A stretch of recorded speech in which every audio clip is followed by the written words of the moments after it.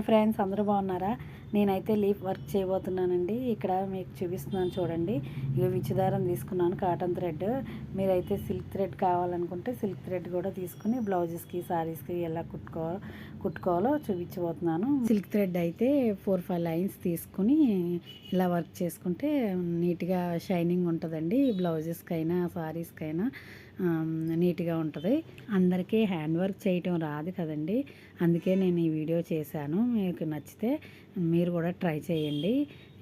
చాలా సింపుల్గా ఉంటుందండి లీఫ్ వర్క్ చేసుకోవటం. నేను వర్క్ చేసుకున్నాను బ్లౌజ్ మీద. నేను చేసింది చూపిస్తాను చూడండి, చాలా బాగుంటుంది. లీఫ్ మీద స్ప్రింగ్లా వేసాను కదండి. పెద్ద సైజు లీఫ్ అయితే పెద్ద స్ప్రింగ్స్ వేసుకోండి, చిన్న సైజు అయితే చిన్న వేసుకోండి. ఇగో ఇక్కడ చూపించిన విధంగా నేను వర్క్ చేసుకున్నాను బ్లౌజ్ మీద అన్నాను కదా, ఇదేనండి ఆ బ్లౌజ్. చూడండి బాగుంది, చాలా బాగుంది కదా. ఓకే ఫ్రెండ్స్, లైక్ చేయండి, సబ్స్క్రైబ్ చేయండి.